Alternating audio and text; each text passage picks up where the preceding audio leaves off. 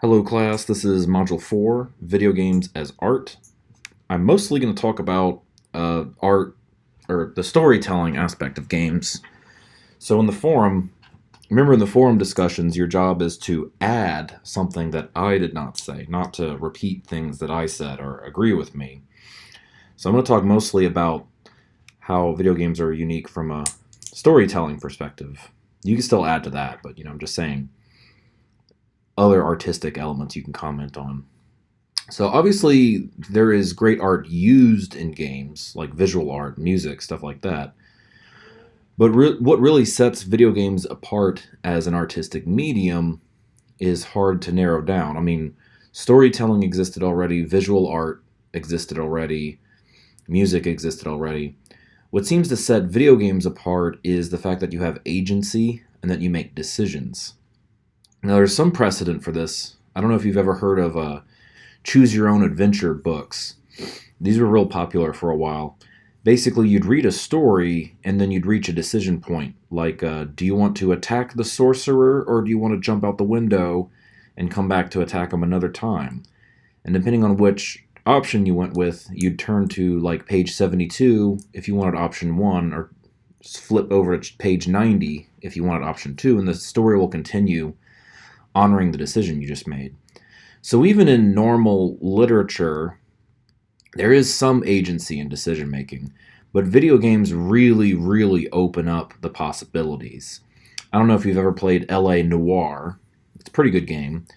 In L.A. Noire, you have to go and investigate crime scenes, and depending on how well and how thoroughly you investigated, you'll have a better chance of actually charging someone with a crime. And when you interrogate someone, you have to either accept that they're telling the truth, you could express some doubt, or you could call them out and tell them they're lying. And depending on how prepared you are, this can go many different ways. So there's just really a wide variety of different outcomes that can happen. So like I said, I'm going to talk mostly about the storytelling aspect of games because that's the aspect that fascinates me the most, the thing that I think really makes video games interesting as an art form. And first, I'm going to contrast plot versus story. These might sound like synonyms, but they're actually not. So a story is not necessarily what is told as it's told. The story is just like the content of what happened, who was involved, where did it happen. But the same story can be told in multiple different ways. That's where plot comes in. Plot is how the story is delivered. It's the narrative. You could tell the same story backwards or forwards. Take this movie Memento. If you've never seen it, Memento has a story. In the beginning, the first chronological thing that happens in the story is that this guy, played by Guy Pearce, his wife is murdered. So he sustains a brain injury to where he can no longer form new memories. He only has his old memories from before the injury. So he has to try and track down his wife's killer while not being able to form new memories. So he tattoos a bunch of notes and case facts and whatnot onto himself so that he always has them on him. And every morning when he wakes up, he rediscovers what his life's goal is, because he wakes up and he doesn't know what's going on. He has to read, oh, someone killed my wife and I'm looking for him. And the story ends with this guy killing who he thinks is his wife's killer. But that's not the plot. The plot actually does everything backwards. At the beginning of the movie, you see Guy Pearce shooting someone, and then it moves backwards in time by one sequence, and you see the events leading up to him shooting this guy, and then it moves backwards again, and you see him, what led up to that second to last scene, so on and so forth. So the plot is actually the story told backwards, completely backwards. So in normal storytelling, you have the beginning of the story, and then you have a series of events that take place in temporal or chronological order until they reach the end. That's how most stories for most of the eons that literature has existed have been told. However, there's also non-linear storytelling. Pulp Fiction shows things outside of chronological order, so does Memento. Citizen Kane famously shows the end of the story first and then backtracks and shows the events that led up to that ending. The ending's mysterious and intriguing. That's why you see it first, and then the rest of the movie sheds light on that. So there's a lot of stuff you can do as a storyteller to tell events out of order, but they're still in a fixed order. It's a predetermined order. The storyteller is still telling you a story the way that they're telling you, and you can't sort of change that order or make decisions or anything like that. Other traditional storytelling formats like TV and movies have experimented with these conventions. For instance, Black Mirror, which is a Netflix show, had a sub-series, I guess, where it was a interactive choose-your-own-adventure type thing.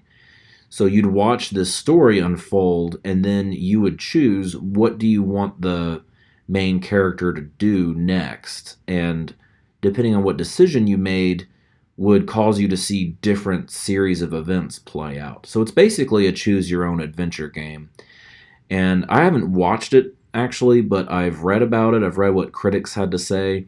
And it sounds like it was a pretty remarkable achievement because to make this work, you really have to think through all the different decisions someone could make and write a different story for every different combination of decisions they could make. And each of those stories, all those different outcomes have to each be as satisfying as you can, as you can make it. So this would be an indeterminate story. It's not a predetermined order in which the events are displayed, but you do have a choice over which events in the story occur. And then there's this other thing, I believe it's also on Netflix, I don't remember. It's called Kaleidoscope. This has a story, but the plot, the sequence of events, are randomized. The episodes each have a color like blue, yellow, red, and they're not in any order. So you just watch these events unfold in a completely random order. There's supposedly 40,320 different orders you could watch these episodes in. This did not go down as well with critics. People said that, when you let go of the storytelling and you have to write these episodes as if this might be the first episode that people watch, or it might be the last one, or it might be in the middle, that really hurts your ability to do characterization and create tension and payoff. Because every episode has to be kind of self-contained. They have to introduce characters even though you might have already met these characters and whatnot. One thing I want to add in real quick that I didn't get a chance to add in is this idea of a canonical story ending in video games. So some video games like Grand Theft Auto 5 have basically like a preferred ending. It's the ending that is the most satisfying story-wise. And if you choose one of the other endings, it's sort of like unsatisfying. It's kind of a bad ending. Usually if you want the quote-unquote good ending, you have to do some extra stuff in the game. And Mass Effect is the same way, where you can beat the game and get kind of a dissatisfying ending because you didn't complete all the stuff in the game that you could have. Whereas if you go back and do everything, the ending will be much better and more satisfying. That's something to kind of play around with and talk about if you'd like. Another kind of related concept is the idea of environmental storytelling. One video game that does this to a T is Dark Souls. In Dark Souls, there is some narrative, like they have a intro video and they kind of explain what's going on. They have some dialogue. But really, if you want to discover, and you are discovering, if you want to discover what all has happened in the world of Dark Souls, you have to kind of go and look for it.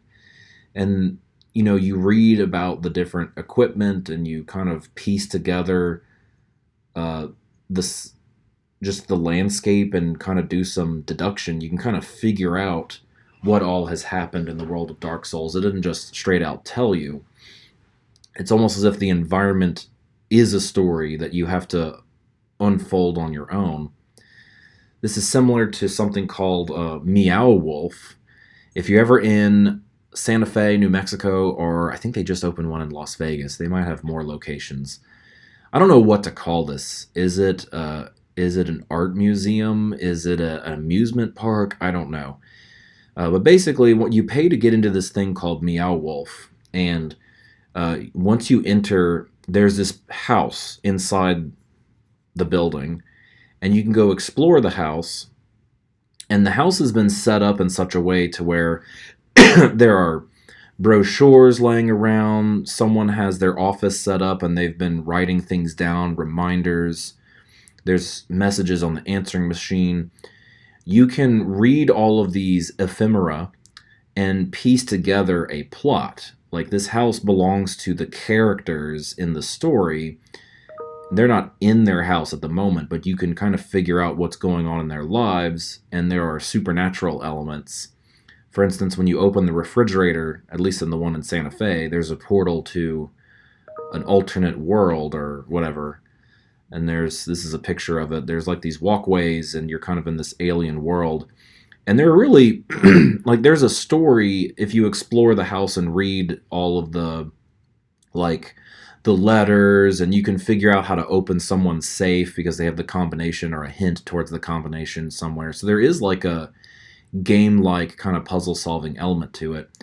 You don't even have to do that stuff, though. You could just go explore this world of cool stuff and just see it on your own eyes, with your own eyes. So when you're telling a story with a video game, sometimes you have to get around technical limitations. You want people to be immersed in the story. You don't want people to be sort of impatient and thinking like, oh yeah, this is the loading screen. So one thing you can do to boost immersion is to get rid of the heads-up display, or HUD. I think, what's the name of that game? Was it Dead Space that completely got rid of a heads-up display? Basically, if your health, your ammunition, how many lives you have left, your inventory, that stuff's usually displayed on the screen, especially with older games, and that kind of reminds you visually that you're playing a game. So if you can get rid of that stuff, it makes people feel more like they're living through an experience. Some games also try to get rid of loading screens altogether. That's tough from a technical perspective. One thing that Mass Effect does, which is actually kind of neat, is when you enter an elevator, the gaming console or PC that you're playing with needs to load all the new textures and models for the new environment you're about to emerge into. While it's doing that, rather than show you a loading screen, it plays this radio station, and you learn more about the world and about the story, and things you do in the game can affect the news. Like, there'll be news stories about what your character just did. Very interesting way to try and get around the limitations that video games can have for storytelling. And I'm actually going to stop right here and do a part 2 after we've done our in-class activity. Now, hopefully, I just kind of scratched the surface here of the history of, like, how do traditional forms of narrative storytelling contrast with gaming, and gave you some stuff to kind of start talking about. Hopefully that gives you some stuff to start off with in the discussion forum, and we'll continue at the end of the week. Have a good one.